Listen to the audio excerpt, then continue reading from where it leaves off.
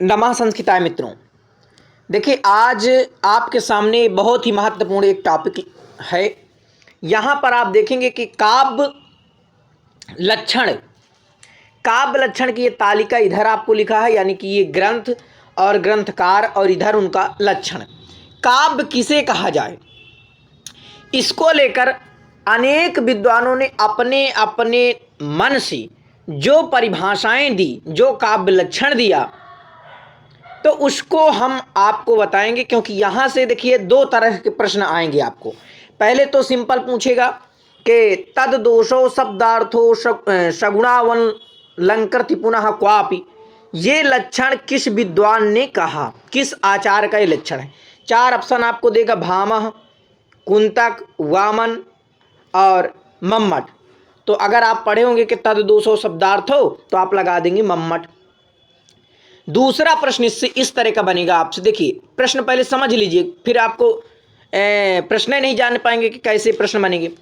ऐसे प्रश्न पूछेगा। देखिए, इसमें से मान लो कि आपको ये जो चार लक्षण दे दिए, शब्दार्थो सहितो काव्यम, वाक्यम रसात्मकम काव्यम। देखिए, इसलिए इन पर टिक कर रहा हूँ, ये महत्वपूर्ण है। और काव्य आत्मा ध्वनि। तो अब ये और एक और दे दिया, शरीरम तावदिष्टार्थम विवच्छिन्ना पदावली। तो ये इसमें बहुत गड़बड़ाते हैं। ये दंडी का है आपका, काव्यादर्श में दंडी कहते हैं काव्य की परिभाषा लेकर। तो इस प्रकार से आपको तो वहां पर पूछेगा ऑप्शन में कि भाई ये किस ग्रंथ से संबंधित है। तो आपको लगाना है कि शरीरम तावदिष्टार्थ विवच्छिन्ना पदावली, ये आपका काव्यादर्श से संबंधित है। काव्य आत्मा ध्वनि, काव्य की जो आत्मा है उसको ध्वनि माना जाए, ये आनंदवर्धन कहते हैं अपने ध्वन्यालोक में। तो ये ध्वन्यालोक से संबंधित है। एक प्रश्न इस प्रकार से बन जाएगा, ठीक है, कि ये जो आपके लक्षण हैं वो कहाँ पर दिए गए हैं। तो आपके ये ग्रंथ लिखे हुए और उन ग्रंथों के आचार। तो आपको दो प्रश्न बनेंगे। काव्य प्रकाश किसकी रचना है? आचार्य मम्मट की। तो आचार्य मम्मट अपने काव्य प्रकाश में काव्य का लक्षण ये वाला देते हैं, तद दोषो शब्दार्थो सगुणावलंकृति पुनः क्वापि। ठीक है, इस प्रकार से आचार्य मम्मट काव्य प्रकाश में जो है इसको देते हैं।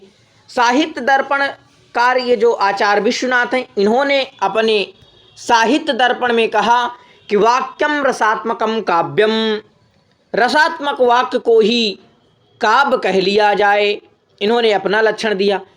इसी प्रकार से आपको समझना है कि वो ग्रंथ। और देखिए, साहित्य दर्पण किसकी रचना है? विश्वनाथ की।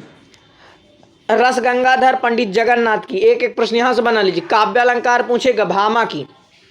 वक्रोक्ति जीवितम कुंतक की। काव्यालंकार सूत्र आपका वामन का है। ध्वन्यालोक आनंदवर्धन का है। काव्यादर्श दंडी का है। और औचित्य विचार चर्चा क्षेमेंद्र की है। अग्निपुराण व्यास की हो जाएगी। और श्रृंगार प्रकाश ये आपका भोज का है। तो ये अपने अपने ग्रंथ में जो है कहते हैं।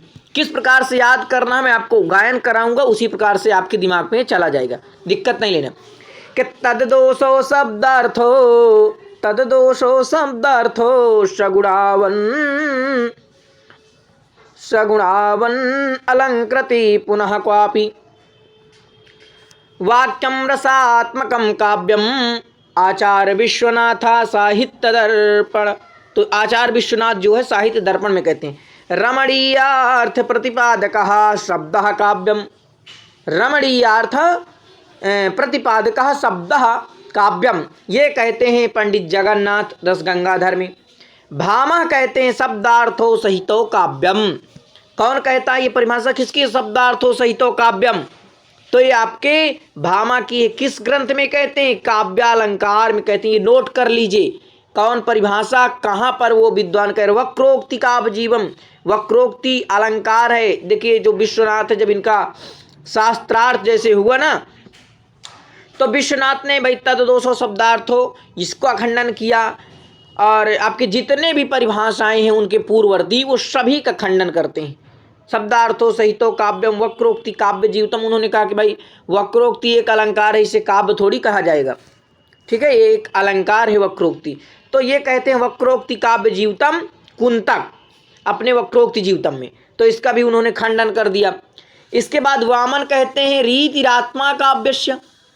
काव्य की आत्मा रीत को माना था, तो भाई उन्होंने कहा कि रीत देखो काव्य साहित्य दर्पणकार विश्वनाथ ने कहा कि रीत जो है काव्य की आत्मा नहीं हो सकती, रीत तो एक पद संगठना मात्र है, इसलिए इन्होंने रीत को काव्य मानने से अघोषित किया। फिर आनंदवर्धन अपने ध्वन्यालोक में कहते हैं काव्य की आत्मा ध्वनि है भाई। तो देखिए इनके ध्वनि का भी उन्होंने खंड, यानी जितने भी आचार हैं पूर्ववर्ती सभी का उन्होंने खंडन कर दिया। अंत में वाक्यम रसात्मक को ही काव्य माना गया। तो ये आपको परिभाषाएं ध्यान रखना है, ये काव्य लक्षण है कि भाई काव्य लक्षण किस विद्वान ने दिया, क्या दिया और किस ग्रंथ में दिया। तो यहाँ पर आपके ग्रंथ लिखे हुए हैं और यहाँ ग्रंथकार, वहाँ उनके लक्षण ध्यान से देखिए, ये परीक्षा पर आपके आता है। ठीक है। काव्यस आत्मा ध्वनि आनंदवर्धन है। शरीरम तावदिष्टार्थ विवच्छिन्ना पदावली, शरीरम तावदिष्टार्थ विवच्छिन्ना पदावली, काव्यादर्श में दंडी कहते हैं। औचित्यम रस सिद्धस्य स्थिरम काव्यस्य जीवितम, औचित्यम रस सिद्धस्य अस्थिरम काव्यस्य जीवितम, ये जो है आपका औचित्य विचार चर्चा क्षेमेंद्र कहते हैं। अब आप देखिए ये जो है औचित्य विचार चर्चा क्षेमेंद्र हो गया। अब देखिए अग्निपुराण में व्यास क्या कहते हैं। संक्षेपादिवाक्य वाक्यम इष्टार्थ विवच्छिन्ना पदावली, काव्यम काव्यम स्फुरदहलंकार गुणवत दोषवर्जितम। देखिए यहाँ पर जो आपका विवच्छिन्ना पदावली, यहाँ से इतना अगर आप दिमाग रखेंगे तो आप जो है अग्निपुराण व्यास लगाए। लेकिन एक चीज और, यहाँ से ये जो आपकी दंडी के शरीरम शरीरम तावदिष्टार्थो विवच्छिन्ना पदावली, तो यहाँ पर आपको समझना है कि दंड इनका एक तरह से अगर मिल जाए तो आपको फिर दिमाग लगाना, क्योंकि पदावली इसमें भी है, पदावली इसमें भी है। ठीक है। यहाँ पर लिखे तावदिष्टार्थ विवच्छिन्ना पदावली, शरीरम तावदिष्टार्थम विवच्छिन्ना पदावली। तो ये दो परिभाषा आप वो लक्षण काव्य लक्षण इन्हें नोट कर लीजिए, क्योंकि आपको ये कहते हैं संक्षेपाद वाक्यम इष्टार्थ विवच्छिन्ना पदावली। तो विवच्छिन्ना पदावली आपका अग्निपुराण व्यास भी हैं और आपके काव्यादर्श दंडी, लेकिन दोनों की काव्य लक्षण अलग अलग है, तो आपको ध्यान देना, क्योंकि यहाँ बहुत गलत कर देते हैं। अग्निपुराण व्यास का हो गए। श्रृंगार प्रकाश ही भोज है, भोज की रचना इन्होंने कहा अदोषम गुणवत काव्यम, अदोषम गुणवत काव्यम अलंकार अलंकृतम रसान्वितम कवि कुर्वन् कीर्ति प्रीति चा विंदति। तो ये जो है आपके काव्य लक्षण रहे मित्रों, और उनके ग्रंथकार और उनका जो है ग्रंथ, ये बहुत ही महत्वपूर्ण, यहाँ से अक्सर परीक्षा पर प्रश्न बनते हैं, तो इसे आप जरूर एक बार नोट कर लीजिए, याद कर लीजिए। बहुत बहुत धन्यवाद आप सभी का। नमः संस्कृताय।